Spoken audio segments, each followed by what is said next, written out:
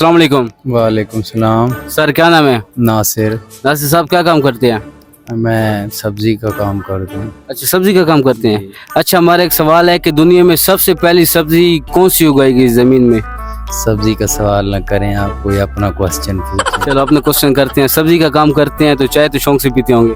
बहुत कम इस्तेमाल कर, बिल्कुल काम इस्तेमाल करते हैं। फैमिली में और तो कोई पीता होगा? एक टाइम सिर्फ। एक टाइम सिर्फ। चलो पी भी हैं ना अपने। जी हाँ जी पीते। अच्छा, दुनिया में सबसे पहले चाय कहाँ पर इजाद हुई? कीनिया। नहीं, कीनिया में नहीं। सॉरी नहीं पता। ट्राई करें, ट्राई तुक्का मारें थोड़ा सा। लीबिया। नहीं, लीबिया में भी नहीं। नहीं पता, नहीं पता। थोड़ा सा सोचें। नेपाल। नहीं, नेपाल में भी नहीं। नहीं पता। नहीं आ रहा।